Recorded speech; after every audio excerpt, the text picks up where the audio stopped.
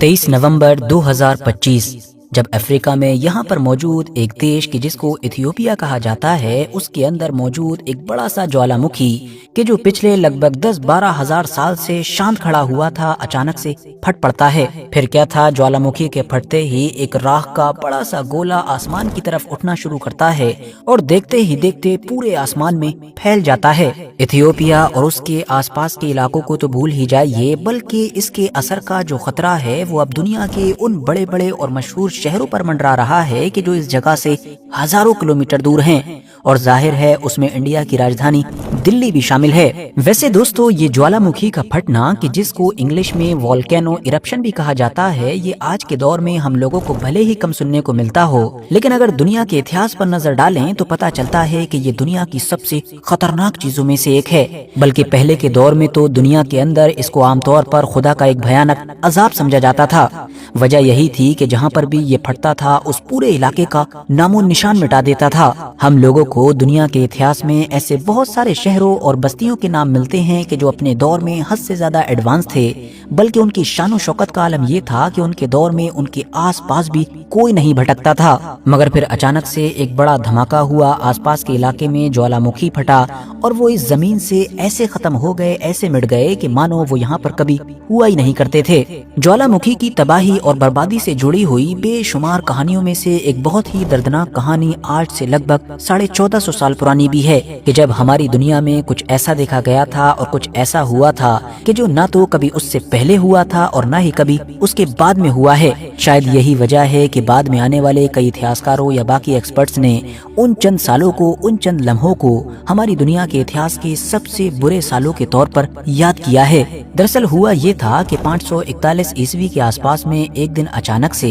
Europe के आसमान में बड़े ही अजीबोगरीब काले और घने बादल देखे गए थे। ये बादल इतने ज्यादा काले और घने थे कि इन्होंने सूरज की रोशनी को पूरी तरीके से ब्लॉक कर दिया था। नीचे मौजूद लोगों ने जब ये अजीबोगरीब नजारा देखा था तो उनको हैरानी तो हुई, मगर उन्होंने सोचा कि हाँ, थोड़ी बहुत देर में बारिश बरसाकर ये बादल चले जाएंगे। मगर उनको कहाँ खबर थी कि ये बादल वो सब कुछ करेंगे कि जो इतिहास में हमेशा याद रखा जाएगा। पहले घंटे गुजरे, फिर दिन गुजरे और फिर हफ्ते गुजरना शुरू हो गए, मगर वो बादल ना तो बारिश बरसा रहे थे और ना ही वहाँ से हिलने का नाम ले रहे थे। नतीजा ये हुआ कि अब नीचे जमीन पर हालात खराब होने लगे। अब क्योंकि ये वो दौर था कि जब यूरोप के ज्यादातर इलाके पर रोमन्स का ही राज हुआ करता था और उनकी जो राजधानी थी वो कुस्तुनतुनिया शहर था, मतलब कि वही शहर कि जिसको आज इस्तांबुल कहा जाता है। तो इन बादलों के ना हटने की वजह से जो सबसे खतरनाक असर दिख रहा था वो इसी शहर मतलब कि इस्तांबुल के अंदर दिख रहा था, क्योंकि उस दौर में भी इस शहर के अंदर लगभग 10 लाख की बड़ी आबादी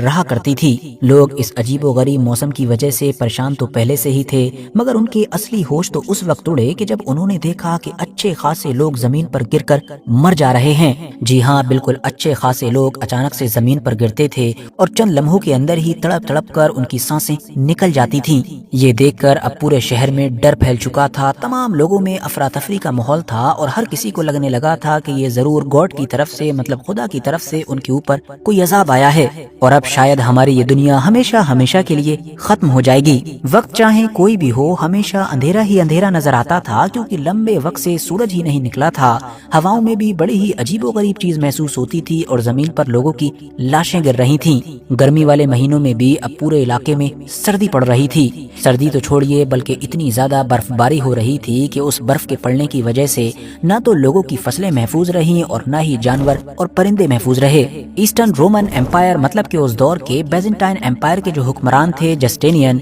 उन्होंने आगे आकर लोगों को हौसला देने की कोशिश की और लोगों से कहा कि आप बेफिक्र रहें, जो लोग अच्छे काम करते हैं उनको ये बीमारी कोई नुकसान नहीं पहुंचाएगी। अब जाहिर है वो एक हुक्मरान के तौर पर लोगों को तसल्ली देकर अपनी जिम्मेदारी तो संभाल रहे थे, मगर दूसरी तरफ लोगों को अच्छी तरह से पता था कि उनकी नजरों के सामने ही ये बीमारी ना तो अच्छे लोगों को बख्श रही है और ना ही बुरे लोगों को बख्श रही है। हर दिन सैकड़ों या हजारों की तादाद में इतने ज्यादा लोग मरने लगे कि अब उनको अलग अलग कब्रों की बजाय एक ही बड़ा गड्ढा खोदकर आसानी के लिए उसी में दफनाया जाने लगा। बेजेंटाइन एम्पायर के जो उस दौर में दुनिया की एक सुपर पावर हुआ करता था और उसकी फौज इतनी ज्यादा ताकतवर थी कि वो अपने बड़े से बड़े दुश्मनों को झुकाने के लिए जानी जाती थी, मगर इस पूरे मामले में बेबस नजर आ रही थी। सूरज को पूरी तरीके से ढक देने वाले ये खतरनाक काले और घने बादल यूरोप के एक बड़े इलाके के साथ साथ अब मिडिल ईस्ट के भी तमाम इलाकों में फैल चुके थे। बल्कि कुछ जगह पर तो ये भी मेंशन किया गया है कि ये मिडिल ईस्ट के ईरान जैसे इलाकों से निकलते हुए चाइना तक भी पहुंच गए थे।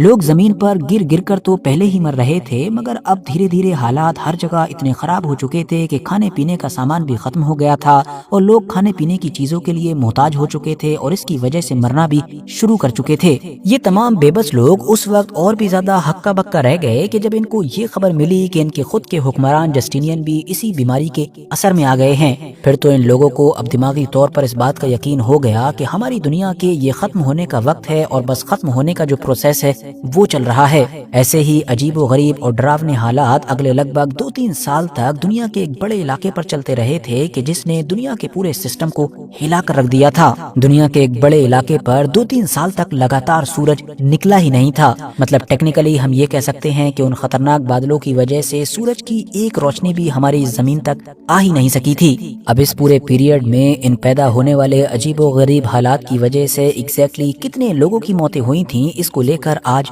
अलग अलग डेटा पाया जाता है। मगर हाँ, ये बात हर कोई मानता है कि सिर्फ 2 से 3 साल के अंदर ही उन तमाम इलाकों की 25 से 50% के करीब आबादी खत्म हो गई थी कि जिन इलाकों में ये हालात पैदा हुए थे। अब साथियों, अचानक से 2-3 साल के लिए दुनिया के एक बड़े इलाके पर सूरज का ना निकलना, हर तरफ अंधेरा होना, अंधेरे में हवाओं के अंदर बड़ी ही अजीबो गरीब चीजें महसूस होना, गर्मियों के मौसम में न सिर्फ सर्दियों का पड़ना बल्कि बर्फबारी होना, और फिर अचानक से तमाम फसलों, जानवरों और परिंदों का मर जाना, इवन इंसानों का भी गिर गिर कर खत्म हो जाना, ये तमाम चीजें जाहिर है नॉर्मल तो थी नहीं, बल्कि हर किसी को पता था कि यहाँ पर कुछ ना कुछ तो जरूर गड़बड़ हुआ है। मगर हुआ क्या है, इसका जवाब किसी के भी पास नहीं था। यही वजह है कि जब धीरे धीरे वक्त गुजरा, सदियां गुजरी, तो लोग इस पूरे मैटर को डिस्कस तो हमेशा करते रहे। हर लिखी जाने वाली ऐतिहासिक किताब में इसका जिक्र भी खूब डिटेल में किया गया, मगर इस बात का जवाब कोई न दे सका कि आखिर इन तमाम चीजों की वजह क्या थी। लेकिन साथियों, अब कि जब इस पूरे मामले को लगभग 1450 से 1500 साल का एक लंबा वक्त गुजर चुका है,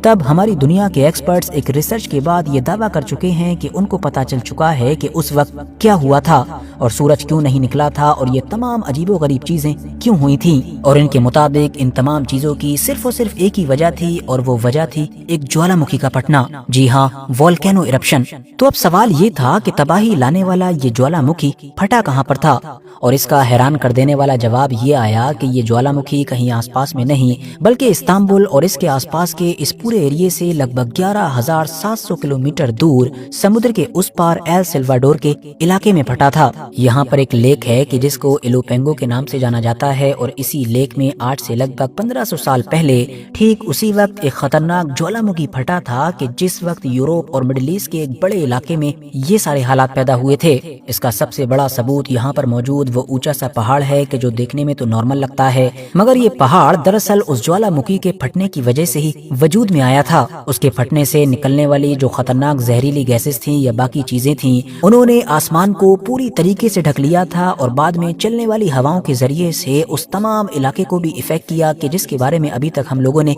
बात की है। इस फटने वाले ज्वालामुखी से निकलने वाली जो खतरनाक चीजें थी, उन्होंने आसमान के हालात ऐसे कर दिए थे कि अगर बारिश होती भी तो वो नीचे मौजूद लोगों के लिए तेजाब साबित होती, और अगर बारिश नहीं हो रही थी तो उन्होंने सूरज को पूरी तरीके से ब्लॉक कर रखा था। मतलब दोनों ही कंडीशन में नीचे मौजूद लोग मौत के मुंह में जा रहे थे। तो दोस्तों, इतिहास में पाई जाने वाली ज्वालामुखी की बर्बादी से जुड़ी हुई बेशुमार कहानियों में से ये सिर्फ एक कहानी थी कि जिससे इस बात का अंदाजा बखूबी लगाया जा सकता है कि ज्वालामुखी का फटना कितना खतरनाक होता है। बाकी इस पूरे टॉपिक पर कमेंट्स बॉक्स के अंदर आप लोग अपनी कीमती राय भी दे सकते हैं। वीडियो अगर जानकारी से भरपूर लगी हो तो लाइक कर सकते हैं, दोस्तों के साथ शेयर कर सकते हैं, और ऐसे ही नॉलेजेबल और हिस्टोरिकल वीडियोस हमेशा देखने